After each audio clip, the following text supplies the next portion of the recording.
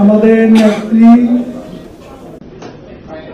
দেশরত্ন জননেত্রী শেখ হাসিনার নেতৃত্বে যে অচিন্তনীয় এবং যে খামপিন ভিত্তি আমরা যে বিশাল বিজয় অর্জন করেছি, এই বিজয়কে আমরা উদযাপন করতে চাই দলীয়ভাবে, এবং বিজয় উদযাপনের জন্য আমরা ঐতিহাসিক সোহরাওয়ার্দী উদ্যান মুক্তিযুদ্ধের সেই স্মৃতিধন্য, যেখান থেকে জাতির জনক 7ই মার্চ ডাক দিয়েছিলেন এবারে সংগ্রাম, আমাদের মুক্তির সংগ্রাম, এবারে সংগ্রাম স্বাধীনতা। সেই ঐতিহাসিক সোহরাওয়ার্দী উদ্যানে আমরা আমাদের বিজয় উদযাপন করতে চাই। একটা সমাবেশ, বিশাল সমাবেশ আমরা আয়োজন করছি। এখন এটার বিশালত্ব প্রমাণ করতে হবে আপনাদের, যারা ঢাকা সিটির সঙ্গে আমরা এর মধ্যে বসেছি, আমাদের সহযোগী সংগঠনের সঙ্গে আমরা বৈঠক করেছি। আজকে আমরা খুবই ইম্পর্টেন্ট আমাদের পার্শ্ববর্তী জেলা সমূহের নেতৃবৃন্দ, জনপ্রতিনিধিগণ, উপজেলা পৌরসভা পর্যন্ত আমরা সবাইকে আমন্ত্রণ করেছি।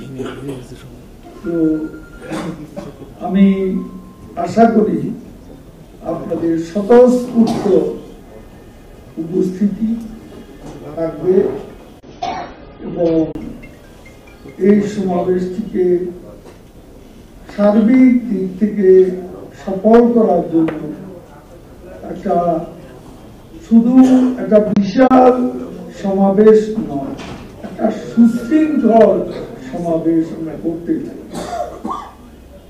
কাজেই এ ব্যাপারে আপনাদের সকলের সহযোগিতা আমরা চাইছি।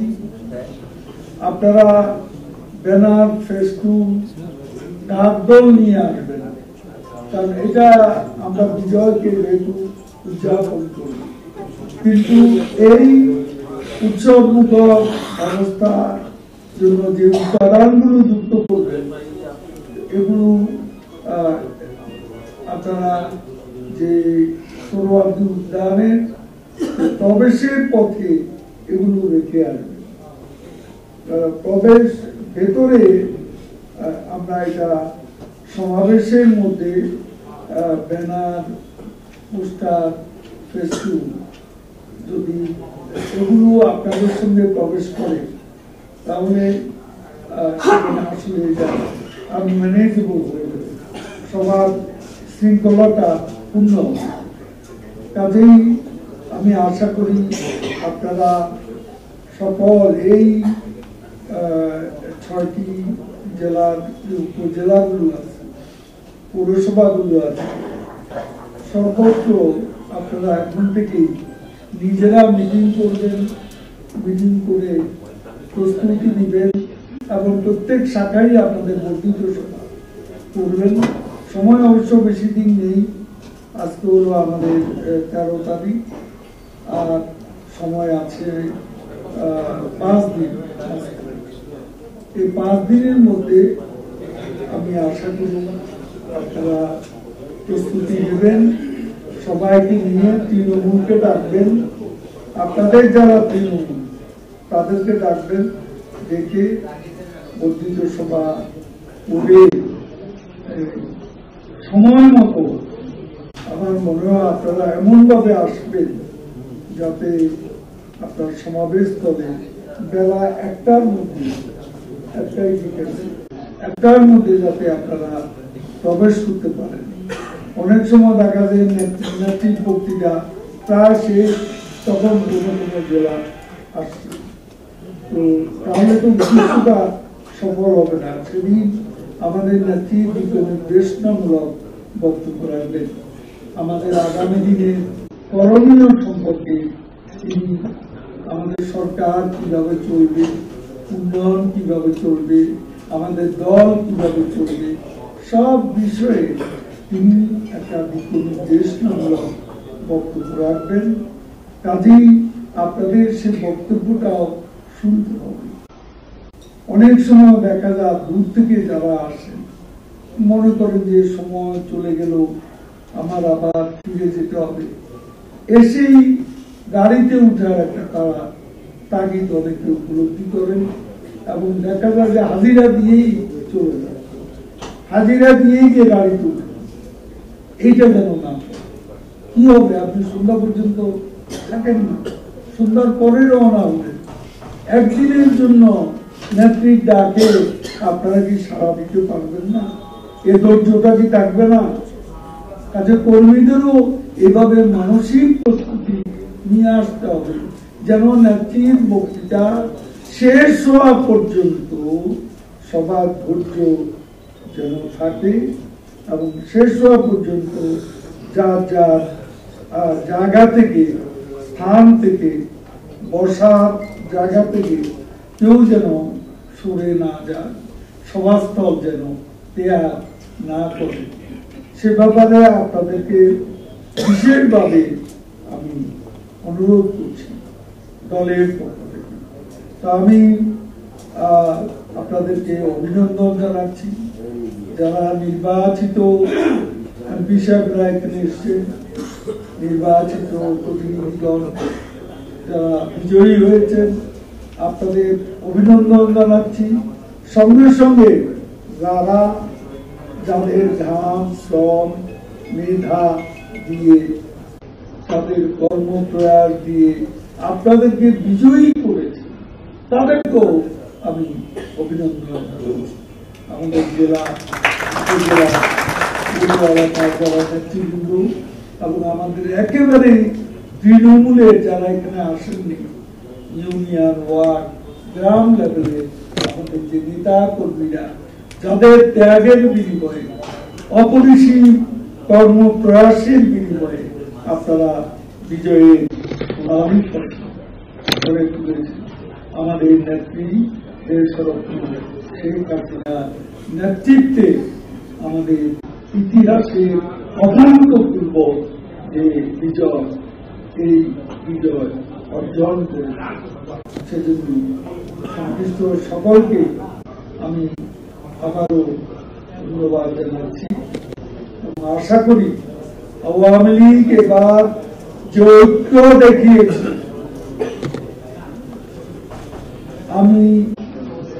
আমার মনে হয় না আওয়ামী লীগ সমসাময়িক কালে এবারের মতো এত ঐক্যবদ্ধ আর কখনো হয়েছে।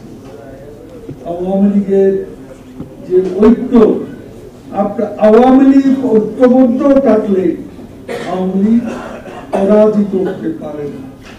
ঐক্যবদ্ধ আওয়ামী লীগের বিজয় অবশ্যম্ভাবী, কথা আমরা বারবার আমাদের নেত্রীর প্রতি উচ্চারিত হয়েছে। আমরাও বারে বারে এই কথাটি আপনাদের বলেছি, আমরা বলেছি, আপনারা কথা রেখেছেন। আমাদের নেতা কর্মীরা যে সলিড ইউনিটি, যে ইউনাইটেড এফার্ট নিয়ে এবার নির্বাচন মাঠে অবতীর্ণ হয়েছেন এবং প্রচার কার্যে অংশ নিয়েছেন, প্রার্থীকে নিজের স্বার্থের দিকে না তাকিয়ে প্রার্থীর বিজয়, আওয়ামী লীগের বিজয়, শেখ হাসিনার বিজয়, এদিকে যারা মনোনিবেশ করেছেন তাদেরকে সত্যি আমি তাদের কাছে কৃতজ্ঞতা প্রকাশ করি। আমি বিশ্বাস করি আগামী দিনগুলোতেও আপনারা যদি এইভাবে ঐক্যবদ্ধ থাকেন, তাহলে বাংলাদেশে অন্য কোন শক্তি আওয়ামী লীগকে পরাজিত করতে পারবে না। আওয়ামী লীগ বারে বারে বিজয়ী। আপনারা জানেন এই নির্বাচনের পরপরই আমাদের সামনে উপজেলা নির্বাচন আসছে। এই উপজেলা নির্বাচনেরও এখন থেকেই প্রস্তুতি নিতে হবে।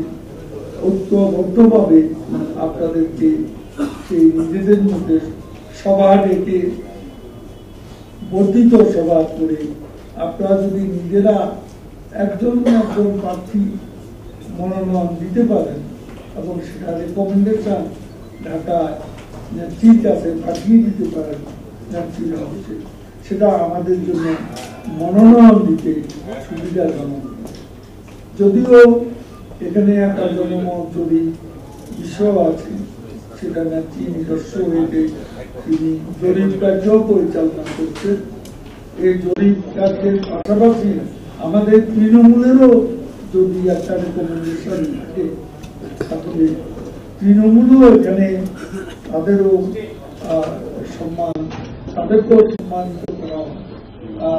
অন্যদিকে তৃণমূল রেকমেন্ডেশনটা সঠিক দেবে, এটিও একটা বিশ্বাস আমাদের মধ্যে আছে এবং আমাদের নেত্রীও মনে করে যে আওয়ামী লীগের তৃণমূল সঠিকভাবে রেকমেন্ডেশন প্রারম্ভ দেবে, এটাই এক্সপেক্টেড। তার সকলে তো যাক, এখন আপনাদের কারো যদি সকলে তো যাক, এখন আপনাদের কারো যদি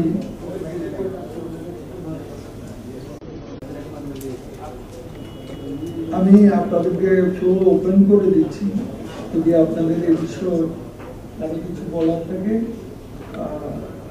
কিছু কথা এখানে বক্তৃতা না করে কারো কোনো সাজেশন থাকলে সাজেশন আপনারা মাইক আছে না সামনে দেবেন।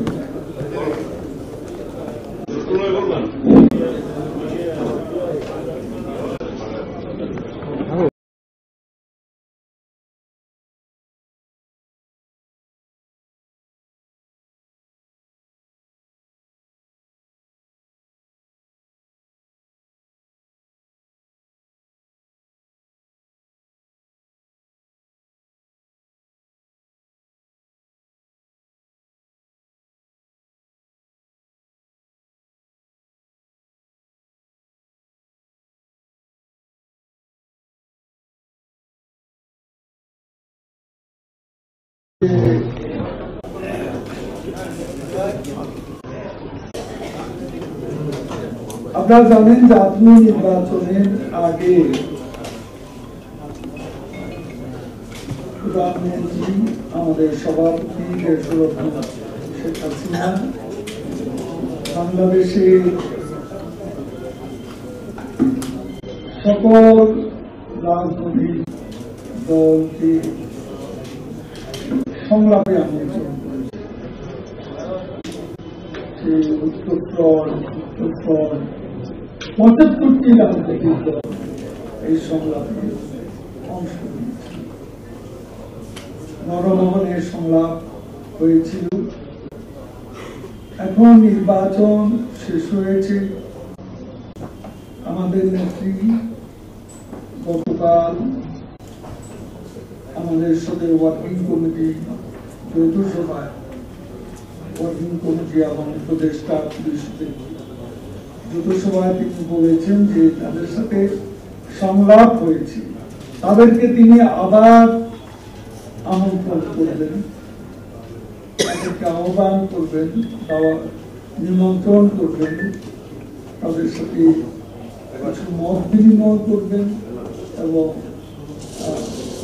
তাদের আপ্যায়নেরও ব্যবস্থা থাকবে। এবং এটা আমার মনে নাকি অত্যন্ত ভালো। তো সেটা আমরাও এ ব্যাপারে সবাই একমত যে যারা সংলাপে এসেছিলেন তাদেরকে আবার নেত্রী সংলাপে আমন্ত্রণ জানাচ্ছেন গণভবনে দাওয়াত দেবেন, একসঙ্গে সবাইকে দাওয়াত দেবেন। সেটা খুব শিগগিরই জানিয়ে দেওয়া হবে। সংশ্লিষ্ট সকল রাজনৈতিক দল, গণভবনে আমন্ত্রিত দলগুলো, সব দলকেই, এবং দল এবং ফ্রন্ট, উত্তর ফ্রন্ট আছে, যুক্ত ফ্রন্ট আছে, আমাদের দল আছে, জাতীয় পার্টি আছে, এছাড়া অন্যান্য যেসব দল আছে, সবাইকে আমন্ত্রণ জানানো হবে। এ ব্যাপারে সাংবাদিকরা একটা প্রশ্ন করেছেন, এখানে আপনাদের প্রশ্নটা কি? আমন্ত্রণ জানাচ্ছেন, এটা সত্য।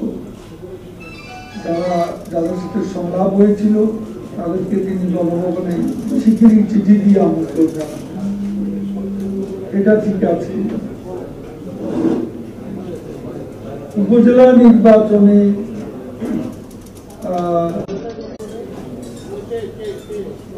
বিএনপি আসলে চ্যালেঞ্জ কতটুকু? দেখুন, আমরা বাংলাদেশের রাজনীতি আমরা যে কোনো নির্বাচনকে চ্যালেঞ্জ হিসেবে গ্রহণ করি, কারণ আমরা সত্যিকার অর্থে অর্থবহ একটা নির্বাচন করতে চাই, অবাধ, সুষ্ঠু, নিরপেক্ষ একটা নির্বাচন আমরা করতে চাই। সেই লক্ষ্যকে সামনে রেখে প্রতিপক্ষকে আমরা কখনো দুর্বল বলে মনে করি না, প্রতিপক্ষকেও আমরা শক্তিশালী ভাবি, এবং সেটা মনে করেই আমরা ইলেকশনে অংশগ্রহণ করি এবং নির্বাচনে জেতাকে একটা চ্যালেঞ্জ হিসেবে আমরা গ্রহণ করি। সেদিক থেকে যদি বিএনপি বা তাদের ফ্রন্ট নির্বাচনে আসে, সেটা স্বাগত। প্রতিপক্ষ যদি সবল হয় তাহলে নির্বাচনেও একটা মজা থাকে, প্রতিদ্বন্দ্বিতাপূর্ণ নির্বাচনেরও আলাদা একটা মজা আছে। এটাই চ্যালেঞ্জ। যদি ইলেকশন প্রতিদ্বন্দ্বিতাপূর্ণ হয়, আমরা সেরকম নির্বাচনই আশা করি, এবং আমরা এটাও আশা করি যে বিরোধী দল এই নির্বাচনে অংশগ্রহণ করবে, বিএনপি সহ অন্যান্য দল আসবে, যারা নিবন্ধিত রাজনৈতিক দল তারা অংশগ্রহণ করবে, এটাই আমরা আশা করি। এখন কামাল হোসেন সাহেব জানেন যে জামাতের সঙ্গে বিএনপি আছে, বিএনপির সঙ্গে জামাত আছে। বিএনপির সঙ্গে জামাত আছে, এটা নতুন কোন বিষয়, নতুন কোন খবরও নেই। এরপরেও কামাল হোসেন সাহেব বিএনপির সাথে ঐক্যফ্রন্ট করেছে। কাজী এখন তিনি আবার জামাত বিএনপির সঙ্গে আছে, এটা মনে হয় যেন তিনি অবাক হচ্ছেন। বিএনপির সঙ্গে জামাত আছে এটা জানলে তিনি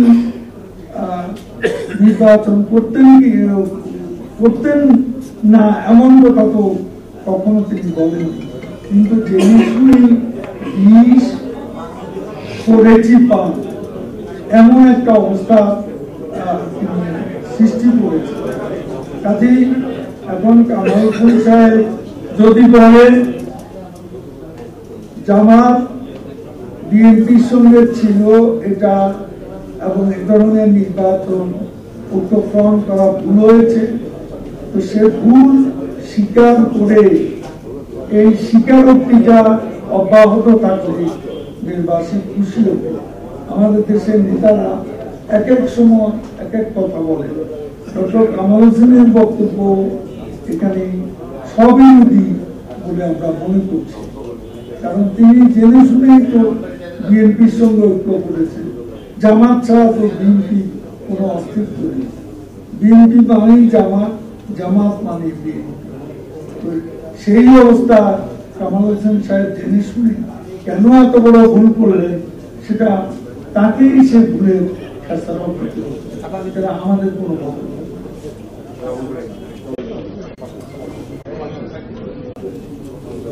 এই তো, আর কোনো প্রশ্ন?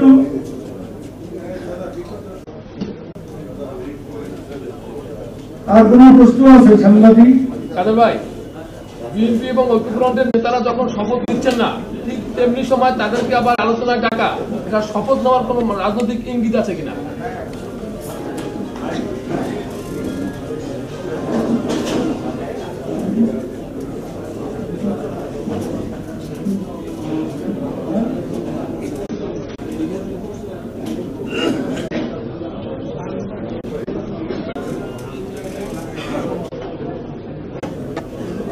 শপথ কেমন নিচ্ছে না, আমন্ত্রণ জানালে যখন আসবে তখন তো আমরা আলাপ আলোচনা করতে পারবো কোন যুক্তিতে তারা শপথ নিচ্ছে, তাদেরকে আমরা আহ্বানও তো জানাতে পারবো। যেমন প্রধানমন্ত্রী শেখ হাসিনা গতকাল আমাদের পার্টির সভা থেকে ঐক্যফ্রন্ট নেতাদের, বিএনপি নেতাদের সংসদে যোগ দেওয়ার আহ্বান করেছে। তো সংলাপে আসলে বা প্রধানমন্ত্রীর আমন্ত্রণে গণভবনে আসলে তখন তো আমরা আমাদের তাদের প্রতি অনুরোধটা রিনিউ করতে পারি, বলতে পারি যে আসুন, সংসদে আসার যৌক্তিকতা আছে, সেই যৌক্তিকতাটা সামনাসামনি ব্যাখ্যাও করতে পারি আমরা। তাতে অসুবিধা কোনো, আমরা অসুবিধার কোনো কারণ দেখি না। এটাই তো। আর কোনো প্রশ্ন? আজকে প্রশ্ন, সরস প্রশ্ন পেলাম না।